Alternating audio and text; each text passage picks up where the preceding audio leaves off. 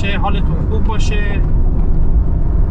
اومدیم یه ولاگ رانندگی از پونل به رضوانشهر و بندر انزلی بگیریم. امروز هم پنجشنبه 13 شهریور ماه، ساعت هم 10:24 است. منم که مرتضام میرم به شهر منطقه تاریخی پونل. خوش آمدید. پونل واسه من همیشه یادآور جاده خلخال به پونله. شما رو نمیدونم. یه ولاگ هم گرفتیم از پونل به خلخال، برعکس خلخال به پونل آماده ارسال، همه چیش اوکی، فقط میخوایم دکمه رو بزنیم. حتما اونو ببینین تو پلیلیست شهر پونل، یا اگه یادم باشه لینکش این پایین براتون میذارم. توی 24 مرداد ما گرفتیم، 24 مرداد ماه 24-25 مه. خنک کباب بره جاتون خالی. این خنک سرد بود، خنک هم دیگه رد داده بود. یه ولاگ قبلا گرفتیم از شاندرمن به پونل و رضوانشهر. تا رضوانشهر رسیدیم، خواستیم ولاگ رو 2 نصف کنیم، بریم مستقیم میره به چالش و آستارها. ما هم که اینوری میخوایم بریم. رسیدیم رضوانشهر، تا انزلی هم گرفت. حالا یه تیکه جلو هم اشتباه رفتیم، حالا بین خودمون باشه کسی نگید، ولی چیز شد دیگه، فایلش خراب بود. هر کاری کردم ریکاوری نشد. بیا بزن ما رو داره میره. دست چپ ما میره به سمت چالش زیبا، ما میریم سمت بندر انزلی. اومدم امروز ولاگ شاندرمن گرفتم، پنجشنبه بازار شاندرمن. 7-8 ماه پیشم براتون گرفته بودم، دوباره اومدم مجدد حالا هوای تابستونی شو بگیرم. اینم پونل زیباست. من اون سری از این ور اومدم، از این میانبری بود، نمیدونم کجا بود، همینجا در میومد. این سری گفتم براتون یه مرام بذارم، یه خورده رامو دور کنم. واقعا اون جاده یه چیز زیباست. این بهتون توصیه میکنم. شهر گرما و ما از این سمت اومده بودیم، خواستیم فرار کنین. ارسالان به چیزم خوبه، اگه خواستیم این رشت دور میشه یکم راه، چون میرسه تالش.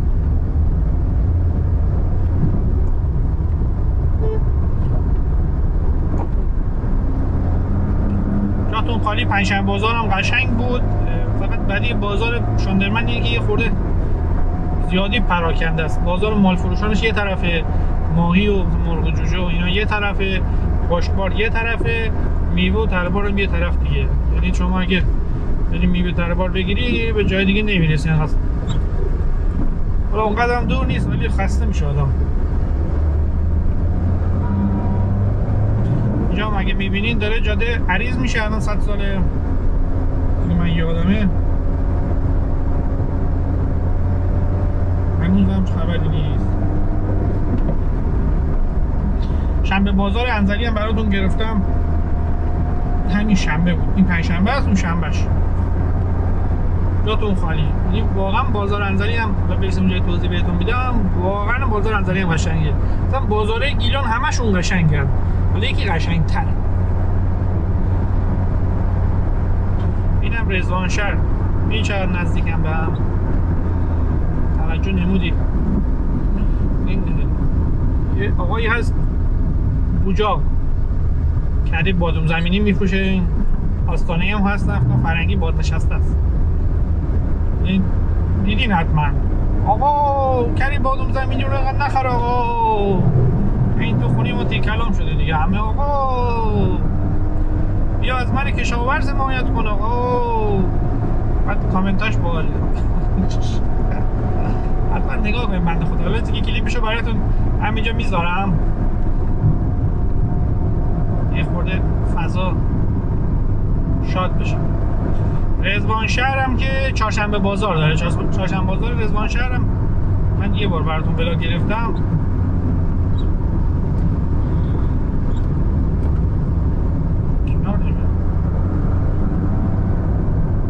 بازارشو بهتون نشون میدم. یه بازار قشنگی داره، بازار منظم داره. به نظرم جز بازارهای جالب گیلانه. نظم و ترتیب، بازاری که نظم و ترتیبش خیلی باشه، با نظم و ترتیب یک جا نشسته. یه بازاری تو ذهنم میاد، نمیدونم کدوم بودم، تازگی هم رفتم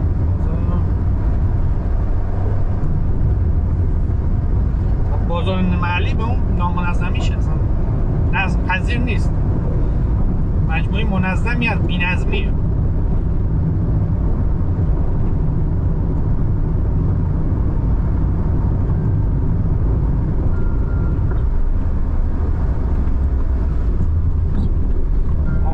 بازار نزدیکه اینجا. آره همینجاست. میدون نماز بود اگه اشتباه نکنم، حافظ یاری کنه. بیا را داری سوارمش شی دستش گرفته.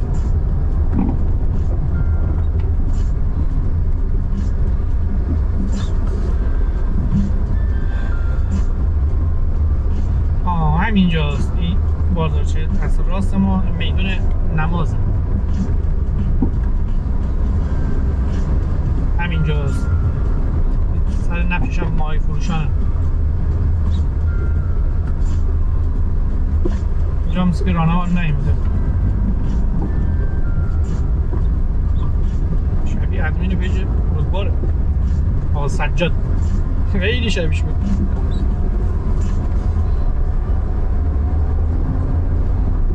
بنده خدا خیلی زحمت میکشه، فعالترین ادمین پیج شهرهای گیلانه، شمال هستن. شما بگو شمال. من هیچ پیجی ندیدم اینقدر این بنده خدا تو ترافیک با یه پرایدی هم داره. من چه دیگه جیب کای من باهاش همیشه هست، یه علاقات و برفی و اینا میذاره، ولی جیب یه پراید داره. یه تو ترافیک میره چیز میذاره، اخبار ترافیک رو میگه، هی مثلا بهتون راه میگه. اصلا هیچ باحالیه، آدم پر انرژیه. مثلا تو گیلان میگن یارو نشست نداره، نمیتونه اینجا بشینه، این همونه. خدا بهش سلامتی بده، واقعا زحمت میشه. اینجا هم که مرکز شهر رضوان شهر، داریم براتون فیلمبرداری میکنیم.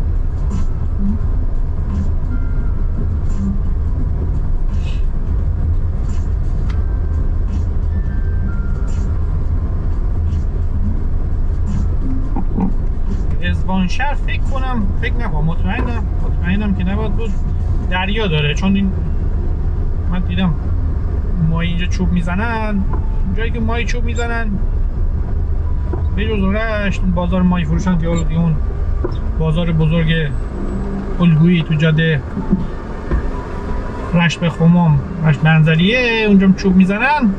چون اونجا مالتون پره هستن، غرفه داشته باشن، اینجا چوب میزنن.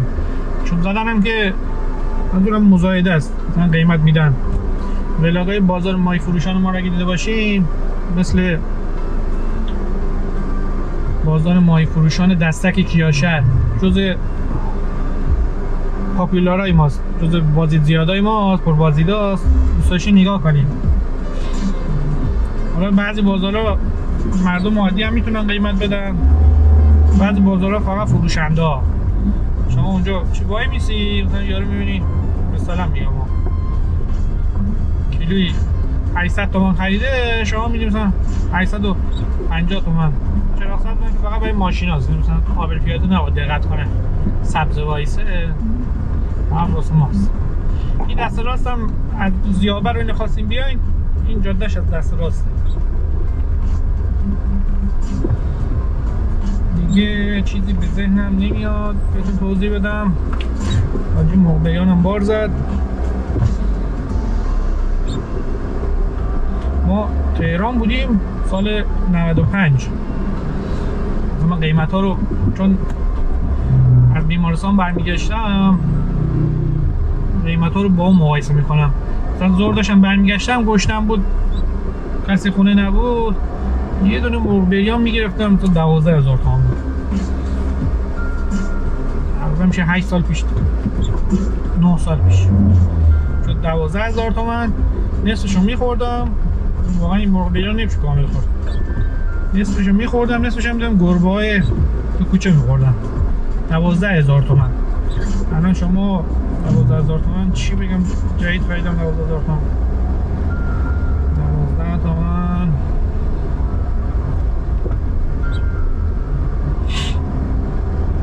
چه 12,000 تومانی نه. بستنی عروسکی الان 20,000 تومانه.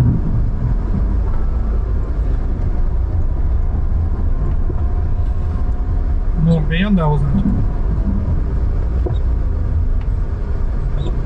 من تو بازار 2-3 تا رانا دیدم، ماشین رانا دیگه. رانا دیدم یارو روش بساط کرده بود، مثلا تخته بار زده بود. ما این تو پرهون میذاریم، ما رو دور نریز.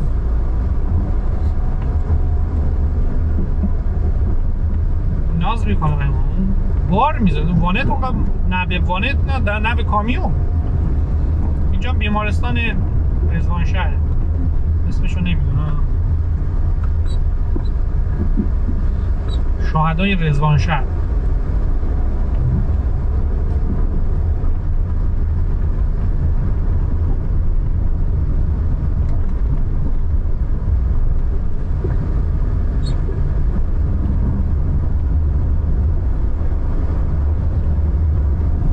بولوار امام رضا. دوستان یه لایکی، کامنتی، یه حمایتی، به قول چی شاباشی. ویدیوهای ولاگای رانندگیمون معمولا ویو زیاد نمیخوره، معمولا. قبلا که آهنگ می‌داشتیم درصد نمیخورد، یعنی که توضیح میدیم، خاطره میگیم، تجربه میگیم، فوش میدیم به راننده‌های دیگه، یه خورده ویو بالا رفته. ورد زدن ببخشید، فوش نه، ورد زدن. مثلا میبینیم مثلا هم راهنما زد، هم میدون اینجاست دور زد. شما استاد ما یارو یه چیزی بود میگه که اگه پشت فرمون اعصابت از رانندگی دیگران خورد نمیشه، تو همونی که اعصاب دیگران رو خورد میکنی.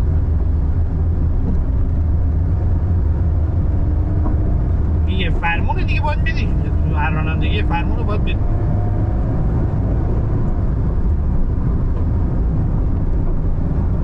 دوستان باز توصیه میکنم، اینو تو ولاگای دیگه هم گفتن، حالا این باز شیشه این جلوش معلومه، این شیشه پشتی رو اینقدر دودی نکنید،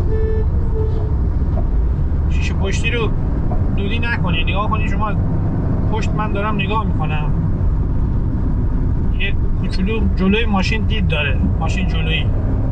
من بهتون بگم شما این پشت رو دودی میکنین میشه مثل وانت، مثلا ماشین جلویی دید نداره.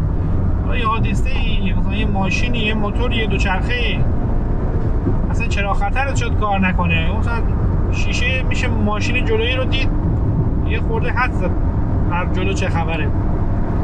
شما که دودی میکنین جلو دیگه دید نداره، خطر خودتون زیاد میشه. دیگه مال اینکه پشت بهتون بزنه و بیشتر میشه دیگه. نکنین این کارو. امنیت خود درسته جلوی گرما رو میگیره، ولی جونتون به خطر میافته، مالتون به خطر میافته. یه خورده تاثیر داره، زیاد هم نیست. یا حداقلش اگه چیز میکنین سعی کنین گوشه آروم برین، یا این سرعت نرین.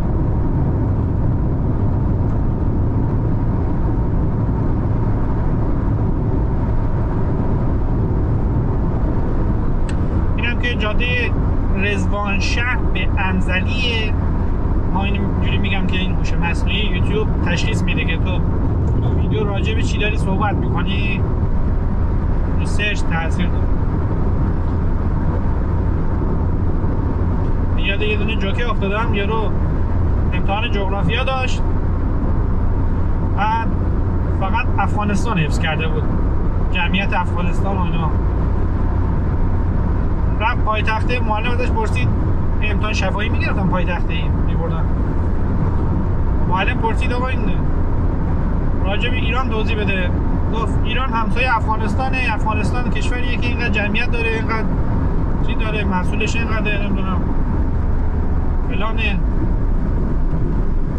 خب راجع به عراق توضیح بده.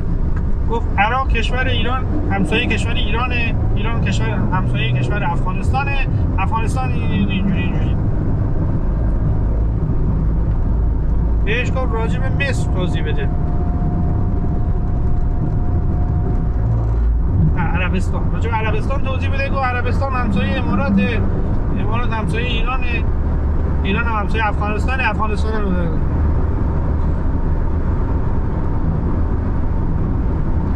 ما یه چیزی یاد گرفتیم، بقیه رو وصل میکنیم به اون.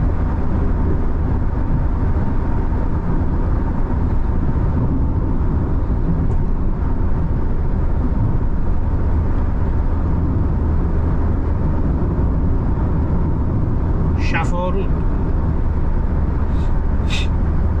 گفتم اون دفعه اومدم اینجا ولاگ گرفتم، فایلش مشکل پیدا کرد، رفتم انتقال بدم کامپیوتر.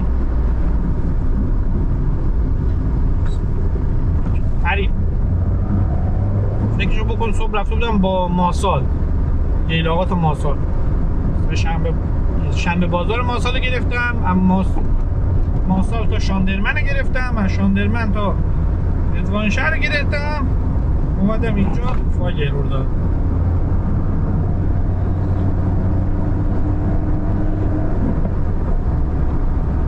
بعد تازه باید میرفتم لایجان. فکرشو بکن من تقریبا 6:30 صبح از خونه زدم بیرون، تقریبا 3:30 رسیدم خونه، خسته و مونده، فایلم خراب شد. بعدای سر بازار گیلان و ما چند سال پیش که میرفتیم، الان من 3 سال تقریبا 2 سال و نیم 3 سال ولاگ میگیرم، یه خورده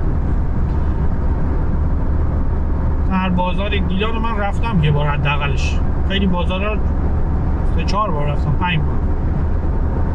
مثلا نسبت به فیلمبرداری و دوربین و قیمت پرسیدن و اینا رفتارشون بهتر شده. قبلا اینجوری نبود، قبلا یا قیمت نمیگفت یا آقا میگه فیلم نگیر، یا مثلا یه جوری نگاه میکنه که مثلا از اطلاعاتی از جای اومده مثلا داره چی کنی. الان رفتارا بهتره، البته ما با تجربه تر شدیم، لبخند بهتر میزنیم، یا مثلا روابط اجتماعی ما با بازاریا و هر شغلی شما شروع میکنی مطمئنا روز اول 100ش نیستی، روز اولش 10شی 20شی، من نهایتش 30شی. کم کم تجربه چیز میشه و مردم حالا قیافت یه خورده آشناتر میشه، رفتار مردم با تو فرق میکنه، تو با مردم. بازم یه سری بازارا مثلا همین شاندرمن و خورده همزبون نیستیم، همزبون منظور ماسالی و تالشی و اینا یه خورده با زبون ما، من خودم گفتم شرق گیلانی هم خورده فرق داره، متوجه نمیشیم. تو فقط ملایم صحبت کنه بازم میفهمیم، ولی غلیظ حرف بزنم نمیخورده، احساس غربت میکنیم. انزلی 17 تا انزلی 56 دادم رفت دوباره نقشه رو نگاه کنم، اون سری اشتباهی رفتم توی محله گیر کردم، هی در عقب بیا شارژ باتری تمام شد، گوشه وایسادم یه بار داغ کرد، یه بار باتری تمام کرد. میگم یه زحمت زیادی کشیدم اون سری.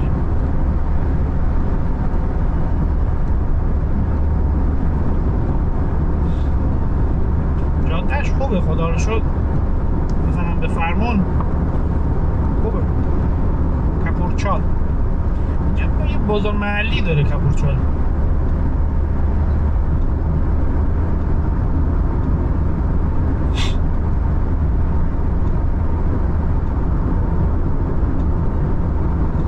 ما دبیرستان شهسوار بودم دیگه، بعد بچه‌های کلاس ما همه عشق رشت داشتن. این رشت واسه ما یه چیز آرمانی بود، بعد کافی بود. تیزوشان هم میرفتیم، همه درسشون خوب بود خدا رو شکر. بعد کافی بود مثلا 3م دبیرستان و پیش دانشگاهی تجربی خوندیم. کافی بود مثلا معلم سوال کنه کدوم دانشگاه دوست دارید، به جز 3-4 نفر تاپ که مثلا به دانشگاه تهران فکر میکردن، الان 2 تاشون جراح قلبن، یکیشون جراح عمومیه، یکی جراح مغز و اعصابه، بقیهشون تقریبا همین عمومی اینا فعلا موندن و پوز دادن این سبک زندگی مونه. تقریبا 4 تا 5 تا همکلاسیمون دندون پزشکن، الان 2 تاشون فیزیوتراپن، آزمایشگاه و گیاپزشکی و اینا، مثلا داروساز، 2 تاشون داروسازن. الان یک کلاس این چکیده یک کلاس 22 نفره بود. ما هم که رادیولوژی خوندیم اصلا بدتر ما بود. بعد داشتم میگفتم کافی بود معلم از دهنش در بیاد کدوم دانشگاه دوست دارید. بعد همه رو میز میزدن رشت. من میگم آقا غلط کردم. بعد معلمایی که میومدن حواسشون بود کلمه کدوم دانشگاه درش در نیاد. مثلا کلمه دانشگاه درش در نمیومد که آقا دانشگاه، چون تقریبا 20 ثانیه همجوری یه سره بچه‌ها میذارن رو میز، هیچ هم ساکت نمیشد. حالا از اون 22 نفر فقط تقریبا 4 نفرمون رشتم که نه گیلان قبول شدیم. ما دانشگاهمون لنگرود، باعث افتخاره. 4 سال بهترین دوران زندگی من لنگرود بودم. مردم دوست داشتنیش، واقعا مردم گلی داره، خیلی. هنوزم میری به قول چی میگه، اصلا یه لیگ دیگه ان آدماش، خیلی مهمون نواز و باحالن. حتی مثلا بازار هفتگیاش هم میری برخوردشون مشخصه.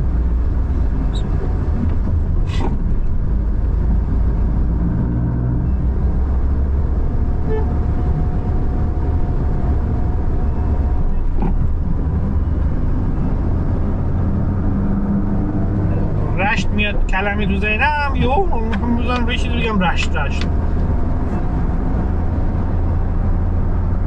دنیای زیبایی بود. یه معلم ریاضی داشتیم اول دبیرستان، از علامه حلی تهران اومده بود، خیلی سخت میگرفت. مثلا گفت هرچی بودی آنجا علامه حلی نیست، شل کن یه خورده، خود شلش کن. نه شما باید از الان چی کنید. موقع اتحادا بود، تجزیه و اتحاد اول دبیرستان، اشکی ما فرداش امتحان داشتیم، اشکی ما در می آمد. من ریاضیم زیاد خوب نبود،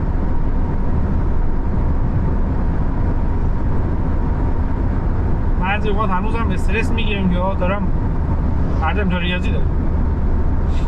مامورای عزیز همینجا وایسیدن با دوربین محترم.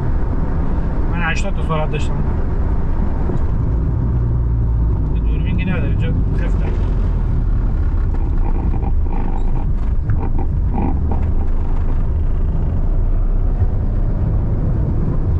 بعد ما شهریور امروز صبح یادم اومد نگاه کردم دیدم تاریخ شهریوره، 13 شهریور دقیقا ما امتحان داشتیم. توی تیزوشان 12 به پایین تجدیده، شما خرداد 12 به پایین بیاری شهریور ما برید دوباره امتحان بدیم. ما امتحان فیزیک ما هماهنگ سمپاد شد، سازمان ملی پرورش استعدادهای درخشان، راجع به عدسی و اینا بود. خیلی امتحانش خیلی سخت بود، یعنی واقعا پوستمون کنده شد. من شدم 11 و 25 11 و 25 شدم. هرچی گفتیم این معلم نداد، با شهریور بود. بدبختی هم اینجوری بود که شهریور هم سمپاد بود، یعنی امتحانی که هماهنگ بود. بعد اول دبیرستان رشته جدایی که نیست، اول دبیرستان عمومیه، بین ریاضی و تجربی مشترکه. هیچی. حالا ما به کسی نگفتیم افتادیم، خیلی سکرت نشستیم خوندیم. افت کلاس داشتم. شهریور 13 بود. 13 شهریور 85. آروم برو تو مدرسه کسی ما رو نبینه، سر کوچه نگاه کن. رفتم داخل مدرسه دیدم چی میبینی؟ همه تو حیاتم. بابا چه خبر شده؟ همه امتحان داریم. 47 نفر افتاده بودن. 47 نفر بچه های تیزوشان فیزیک افتاده بودن. حالا یک کسایی بودن که اصلا باور نمیشد. تو چرا؟ همشون هم به خاطر 25 نیم دیگه نهایتش 3 نمره بود. نهایتش مثلا یا 9 شده بود. هیچ یا بقیه هم گفتن امروز این دفعه هم میافتیم. این سمپاده دیگه. مراقب کی بود؟ مراقب یه ناظمی داشتیم. اصطلاحش درست نبود ولی بچه ها میگن دیگه سگ. تقلب مگه میشه کرد ازش؟ هیچی ما همین افتادیم دیگه. بچه ها نزدیک و گریهشون بگیره. هیچی زنگ زدن اداره آقای فلانی پاشو بیاد کارت داریم. دمت گرم. کی بود تو مدرسه؟ مدیر بود و یه ناظم و دیگه اون معلم پرورشی. معلم پرورشی که نمی اومد. اون یه ناظم دیگه فامیلش آقای هاشمی بود. آقای هاشمی خلاص اصلا میخواستم نمیتونست جلوی بچه ها رو بگیره. اینو آوردم ناظم چیز شد، مراقب ما شد. آقا ما انقدر دیگه تقلب زدیم خودمون خجالت میکشیدیم دیگه. واقعا دیگه بچه ها میگفتن آقا 20 دیگه نگیرین خیلی تابلوه. 19 و نیم شدم من. اینقدر تقلب زدیم. یعنی باورتونه که آقای هاشمی نبود الان افتاده بودیم. من نمیدونم چیکار میشه. آقای هاشمی انشالله هر جا هستی سلامت و تندرستم باشه. خدا پدر مادرتم بیامرز. یه بارم دوم دبیرستان بودیم. معلم شیمی سوالات داد به معلم ورزش. گفت وای فامیلیش یادم نمیاد. ورزش دیست مهمه یادم. ولی اون چی داشت یادم اون. گفت وای چیز شما امتحان بگیرین ازش. سوال خاصی هم که نیست. اما بچه ها گفتن حله دیگه این که دی معلم ورزش چی میده. باورتون نشه امتحان از اون لازم محمدتر بود. یه دونه نتونستم تقلب بزنم. یه دونه.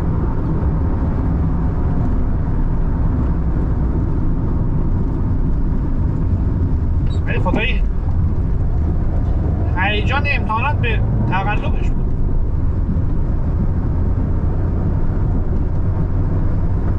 تقلبه که امتحانو شیرین میکنن. نه با خرخانی که همه نمره میگیرن. اصل اونه که با تقلب پاس کنه بره. الان من نمیدونم کجاییم. جاده قشنگیه ولی احتمال زیاد اینجا یه خود داغ باید بکنم. پس بزنم ببین همه جا داد.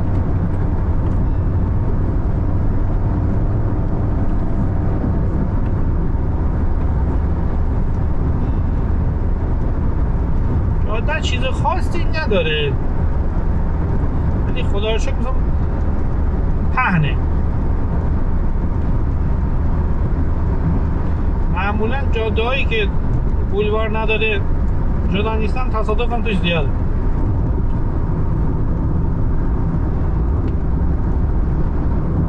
خاطر سبقت، خاطر پیچیدن جلوی دیگران.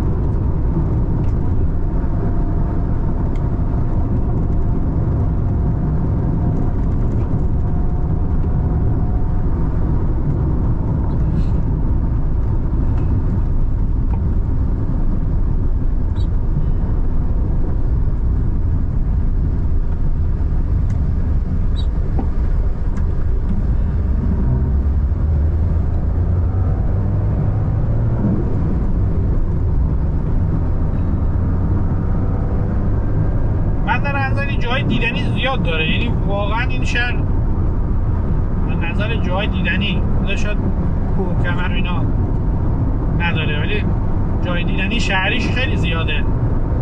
شما ییلاقات که میری تا غروب نهایتش بتونی یکی دو جاشو بدی، مثلا میگم یا آبشاری باشه، نمیدونم دشتی باشه، رودخونه‌ای باشه،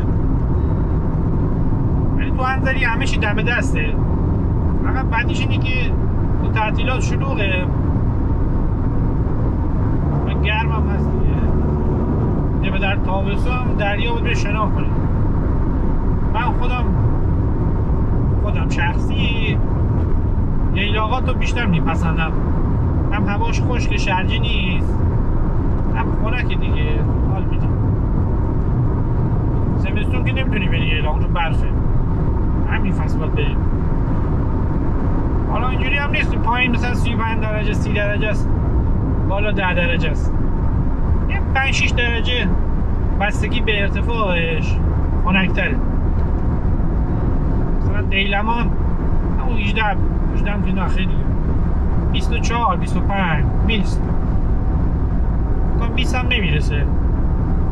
گرم است ولی شرجی نیست، ولی شباش و اینا خنکه. مثلا صبح تا 10 هم خنکه. مثلا روزش چون نیست به آفتاب نزدیک‌تره خود گرم هم میشه. حالا شما این جاده پونل خلخال پونل رو بگی اینا یه چیزی، چون واقعا اون طرفای گردنی الماس و اینا نزدیک خلخال نصف نیمه به بعد واقعا سرده دیگه. توی مرداد ماه اونجا رو بهتون پیشنهاد میکنم یا گردن ایران تلکابین بریم بالا. این دفعه تلکابین رفتیم نفعی 200,000 تومان بود. پارسال فکر کنم 140 تومان بود یا 160 تومان.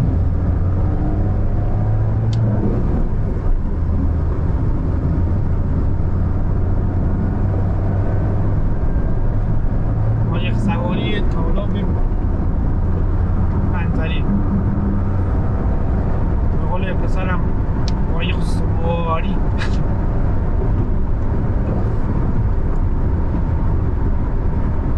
خیلی باحال میگه.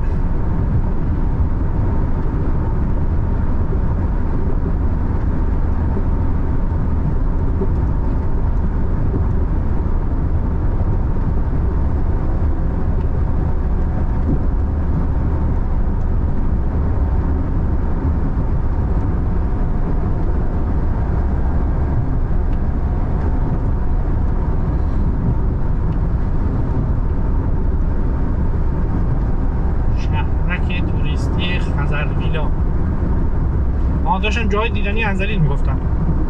شما از این شنبه بازار شروع کن، کاخ موزه، مشکناش، منطقه آزاد، خود اون منطقه آزاد چند بخش علاوه بر اون فروشگاهاش و اینا، اون چیزش شاید یه خورده گرونه. آکواریومش الان تفریحات آبی گذاشتن، دو چرخه 2 نفره گذاشتن، خیلی باحاله. کنار هم میشینی پا میزنی درشکه است.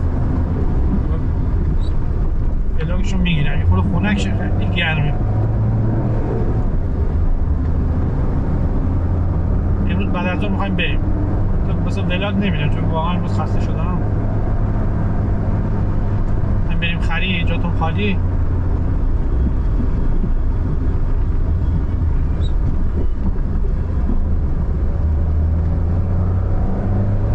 من نمیدونم کجاست ولی همه دارم بریم ماجرا انزلی دور میشه. سعی کنم اشتباهی اونوری رفتم. هر جا که تاکسی ها میرم ما اونوری باید بریم.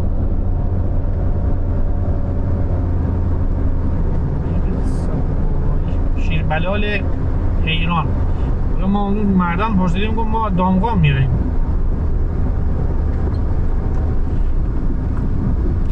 اردبیل و سرین و اینا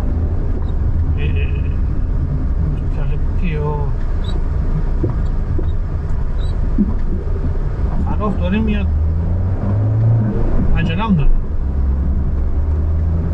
56 ب مال خود انزلیه، 56 ب 76 سات سین.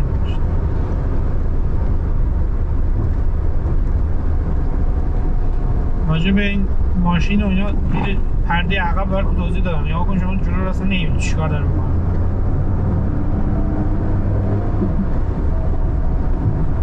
توضیح شیشه عقب رو نگاه نمی‌کنم چجوری رانندگی می‌کنم. برای من سخته. تا من نگاه کنم ببینم چند تا ماشین پشت سر ما هست. چند لحظه بیمارستان شهید بهشتی، محمد بهشتی، بندر انزلی.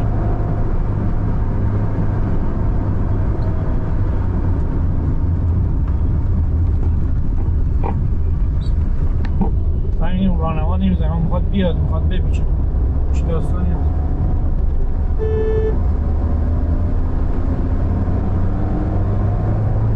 حالا موقع باید سوال 30-40 دنبال سوالت میام باش چرا خونم یه سیده دیگه واقعا گندشو در رو بودم. منو پیشه بزه شوری کیلوی گوانه میدم با گوانه های من با پارتی بوده، نه که ما خودمون بلد بودیم. همسنین آینه رو اصلا نگاه نمیکنم چه میکشه معمول بود. دو سری آموزش رفتیم دیدیم و یاد نگرفتیم باش با همون نشستیم. داشتم چرا رانندگی برسی نگفتم برای بچه ها تعریف کردم. و اول ماشین گرفته بودم این وانتا ببینی این لاین میرفتم آریسان بهش میگن. این لاین میرفتم به همه چراغ میزنم شما برو دست چپ من میخوام یه خورده سریع برم. به همه چراغ میزدم.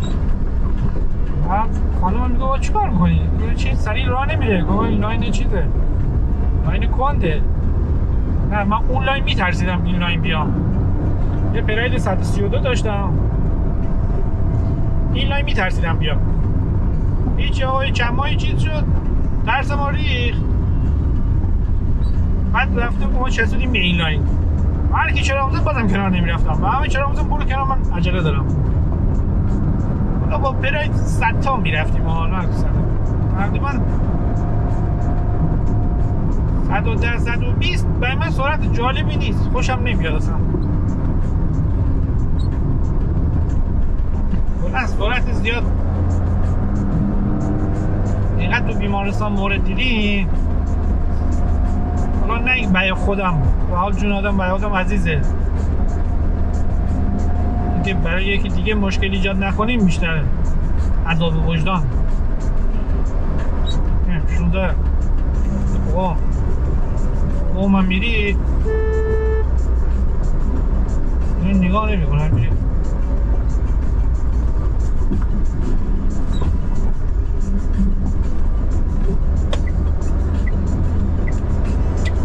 اشتباه ایمیل رفته بودم. رفتم توی شهرکی گیر کردم. این دفعه دیگه یاد نرفتم. بیا اینور نقشه بزن بیا اونجا دوربین یه بار باتری تمام شد یه بار داغ شد. به قول گیلانی رسوایی. این منظری زیبا.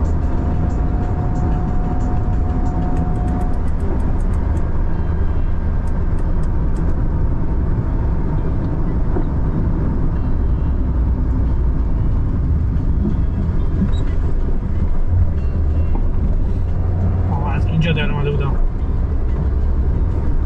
اینجا آشناست.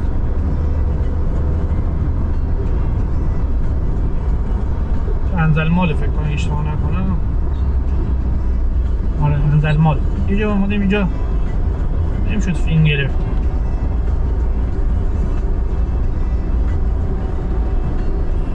داشتم راجع به جای دیدنش بودم. مشکنش هست. پارک بولوارش هست. بولوارش خیلی قشنگه. بلاگش هست تو پلیلیست شهر انزلی ما هست.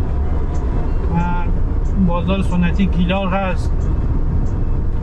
آبکنار پل چوبی آبکنار تالاب انزلی خیلی خوش شده ولی چیزی از ارزشاش کم نمیشه. بعد انزلی هم دو بخشه، بخش منطقه آزاد که اون سمت شهرستان و خود انزلی. منطقه آزاد چون اون خارج شهر و خود جاده گله گشاده ترافیک کمتره، یا معمولا ترافیک هست، ماشین زیاد و جاده تنگ.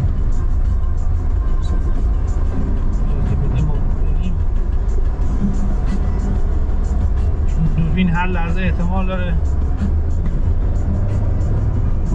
خاموش شه.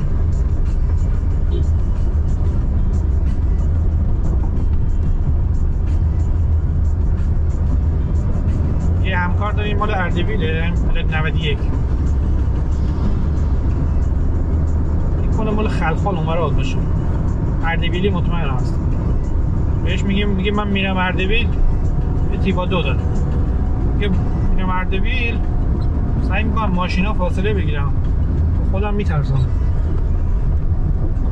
میدان شهدای انزلی، رانندگی تو انزلی هم براتون گذاشتم، بعد زمان شبانه هم گذاشتم، بساش نگاه کنید. انزلی چی؟ آبای این عشق انزلی ملوان دیگه، ملوان بندر انزلی.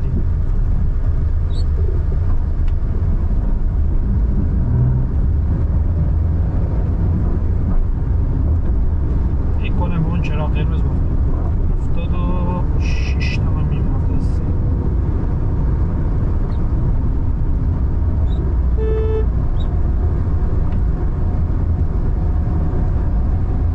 گلش تو گوشیه نه؟ شدید گوشی نگاه نمی‌کنم. اینو در بریم دیگه.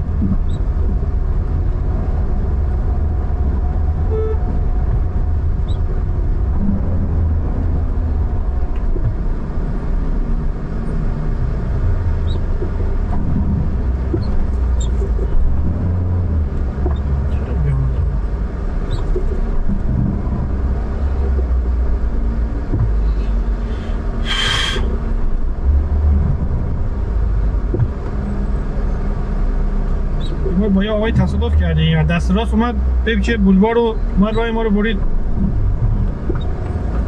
زدیم بهش، اومده پایین میگه نمیبینی من دارم دور میزنم؟ یعنی یارو حالیش نیست که اون راه منو بریده، اصلا راه مال منه، تو باید بیا بچسبی به بولوار راهنما بزنی، نه که دست راست من میره راه منو قیچی کنی. میگه نیدی من راهنما زدم میخوام بپیچم، انتظار دارم وایسه بیاد راهدم ببره.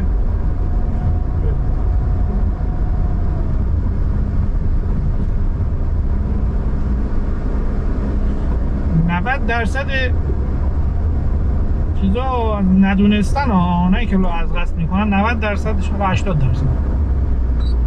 ندونستنه که قانون اینجوریه که تو باید بچسبی به بولوار راهنما بزنی. راهنمات هم رو ببینن قشنگ، راهنمات مشخص بشه، میگیره رنگش سیاه میکنه، این که دیگه داغون کثیف معلوم نیست. ما ولاگو تقریبا اینجا تمام میکنیم چون احتمال هر لحظه دوربین خاموشه. خاموش نشد که من میگم براتون، ولی امیدوارم از این ولاگ لذت برده باشید.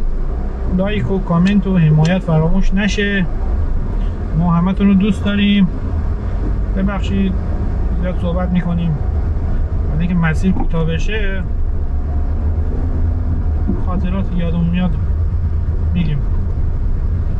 یه قلب سبزم برای ما بذارین، همتون رو دوست داریم. شما نگاه کنین، قطع نمی‌کنیم. جایی که من زیاد بلد نیستم چون ترافیک میشه، معمولا ماشین اینجا نمیارم. شنبه بازار فیلمو میگیرم و یا علی مدد.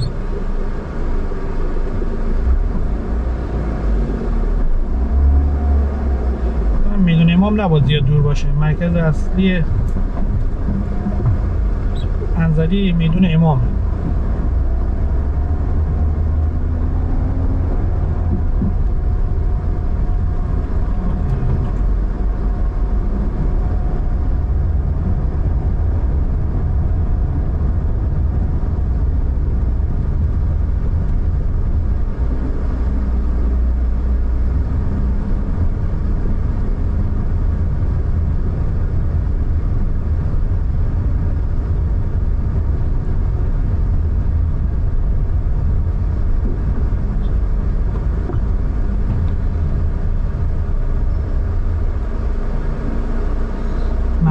قائمیه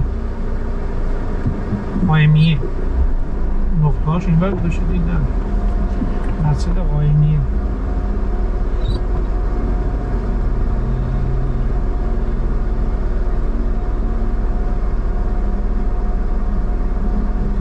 پشت و بغل نوشته یارت که خدا باشه بارت طلا میشه.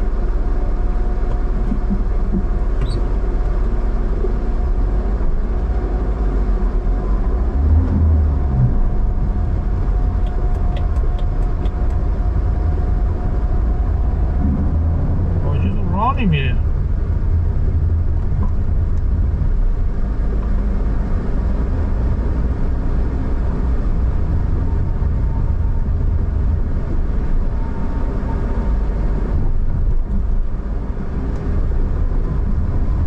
$20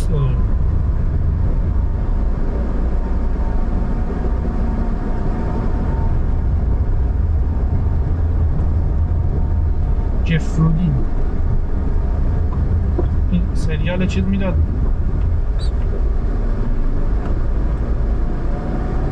میجام بود نه سریالی بود شبکه چی میداد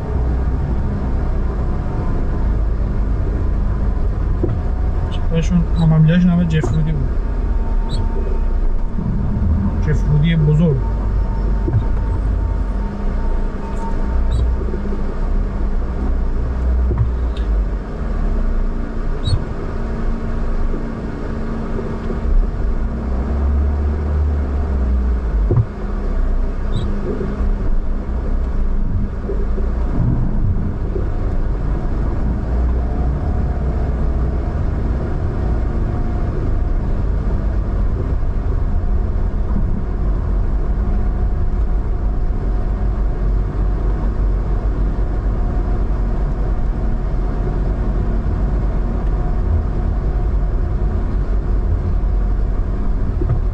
پنجشنبه بانک ها و ادارات اونا تعطیل خود خلوت‌تره نه همجا همچین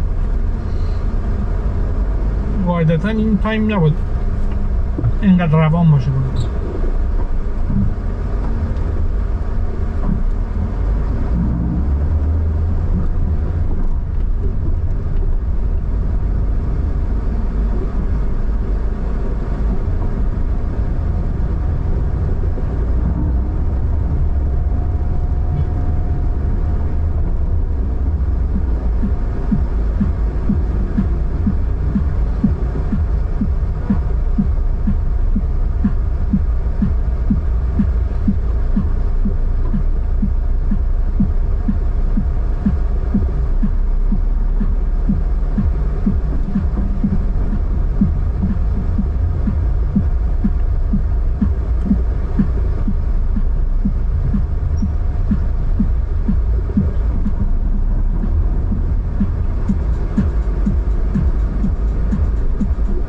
میدون امام یکم تا شنبه بازارم بریم.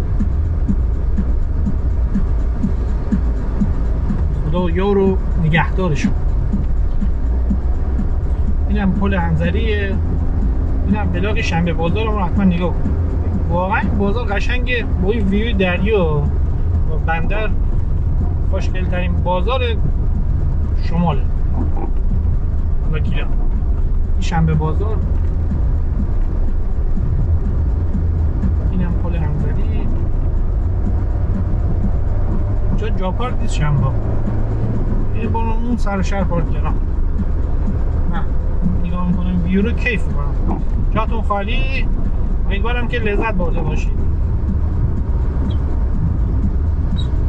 خداحافظ.